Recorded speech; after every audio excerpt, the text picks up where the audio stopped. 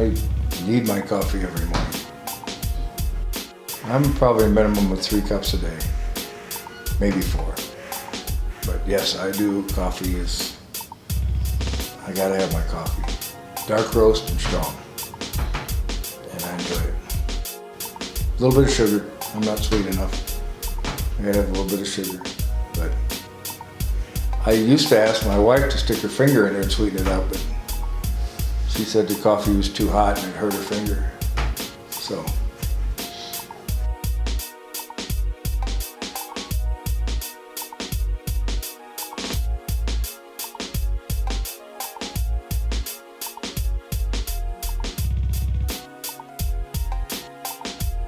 My name is Jim Bird, live in Fort Collins, lived here for almost 34 years now, moved here from Michigan. We left Michigan when I was about 30, so I was born and raised in Michigan, and then we moved here in June of 1984. Wow, to think about how many cars I've had. Anyway, it was a 1962 Ford Falcon. It belonged to my dad, and that was my first car. I'm trying to think how many. I've probably had a dozen cars in my lifetime, not really an over amount, but otherwise, most of them are just, as we had a family, need a family car, as worked, I need a pickup truck, those kind of things. And that's was primarily everything. It wasn't until about 13 years ago that I bought my little MR2 and decided I wanted to have a little toy. Otherwise, it's all been just what we've needed, necessary things. But I still enjoyed cars. I made a career out of it, so I enjoyed them very much. And there's a lot of cars I'd like to have. Professionally, as a regular, doing it as a job, I started in to be exact, August 20th, 1974.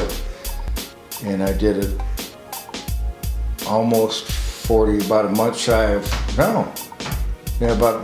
of 42 years professionally, which is a long time. I retired on July 9th of 2016.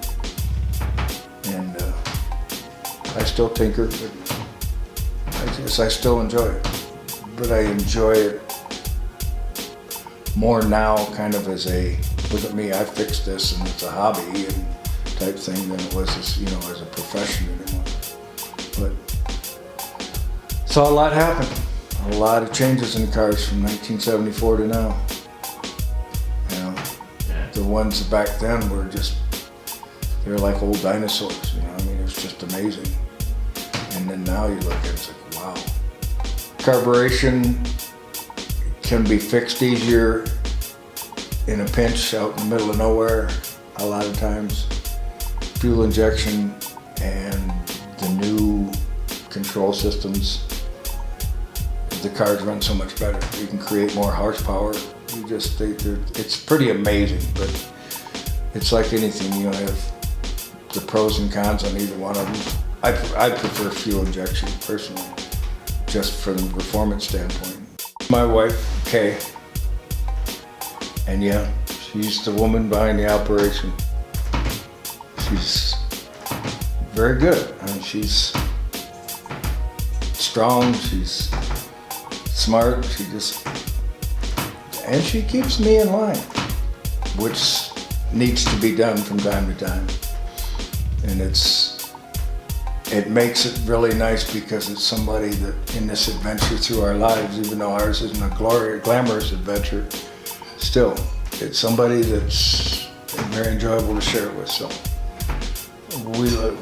we're doing good. We're going on 42 years of marriage, and apparently we're doing something right. We still get along after all that time. I've considered nominating her for sainthood for putting up with me that long, but nevertheless, yeah. Well, let's see, I was 22 and Kay was 24. And we actually, from the time we met until we got married, was less than a year. So when we got married, we were still the same age as 22 and 24. And then immediately afterwards, we both had birthdays. So So we were young. We actually met at a New Year's Eve party at my house. A friend of my roommates came over and she brought Kay with her and we met. As they say, the rest is history. When I was 2 years old, I had polio, and it caused considerable damage to my leg. My leg was deformed. I had a number of surgeries when I was young to make it work as well as possible. And of course, I was 2 years old. I was like 1955, 56 area. And anyway, as I grew older, I started having complications because of my leg. And then the complications caused me to get infections. And finally the doctor said infections were getting so bad that it was going to be a health hazard. They had to remove my leg. So a little over 5 years ago, they took it off and really haven't looked back since. You just go, you know. And I still found out it was one of those things that I could do. I could ride my bicycle, and I liked it.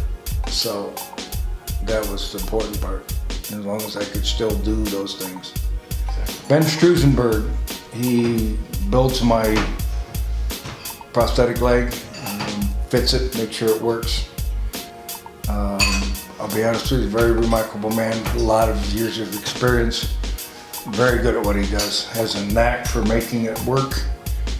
Interviewed three prosthetic experts before I decided he was the one that was going to do mine, and I actually did it before they even amputated my leg.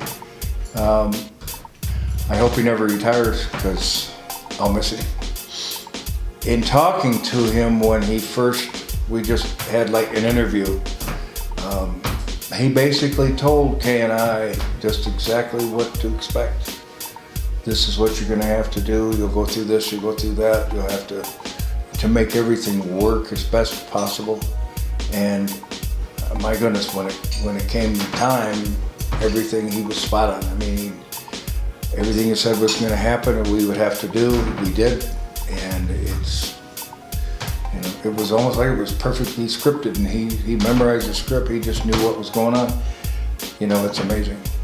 And here in Northern Colorado, we got some pretty amazing medical people, and it's pretty cool. So, I mean, I realized it would be a challenge, but I didn't think that the outcome would be as good as it was. It's been fine. It's been pretty amazing that I still do whatever I want to do. Bicycling is just one of those things, because of things that have happened to me physically. It's one of the few things I can still do, and I really enjoy, you know. And I can't run, I can't really, go play tennis, any of that stuff anymore. So I draw a line, and this is the thing that I found that I can do. So this is what I enjoy. And it's fun. It's fun. Plus, being able to, you know how things work. Being able to fix your own things makes it just a little bit more fun, instead of just, oh, I got a cool bike, but every time something's wrong, I got to run over to the bike shop and have it fixed. That goes into that category of you get the satisfaction of, oh, I fixed that. I did a lot of work on that little Toyota, and it came out nice. Get a lot of compliments. The boys that live across the street are itching to drive it, but they haven't had a chance to yet. It's fun. It's fun. So those are the kinds of things that now I've gotten to the point that I like to do more than anything. It's just try to make something special out of something. So that's what I'm hoping with that Volvo. I've been able to find original parts for it and shipped over from Sweden. So I think it'll turn out really nice. It's a 1966 Volvo 122S wagon. Has an interesting history. If you look back in the history of Fort Collins, there's a gentleman that lived here named Thomas Sutherland.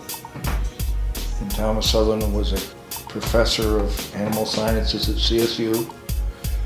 And then he went to the American University of Beirut in Beirut, Lebanon, to teach for a while.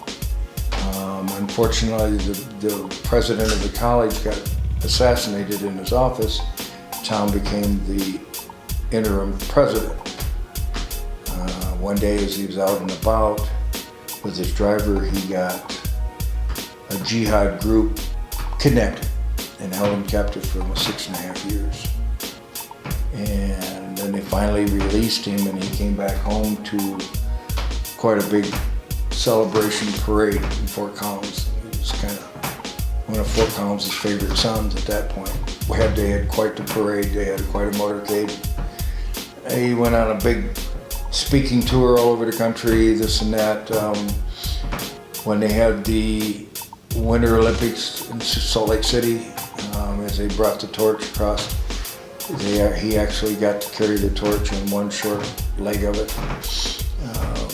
Interesting, I fortunately, through a mutual friend, was able to become friends with him right after he got back from Beirut. So we were friends for a couple of decades.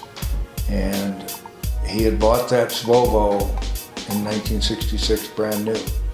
And before he passed, he gave it to me.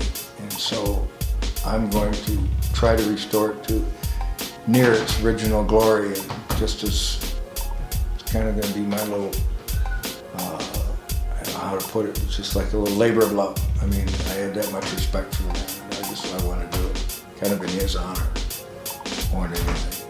If it comes out looking as nice as my little Toyota, I'll be really, really happy.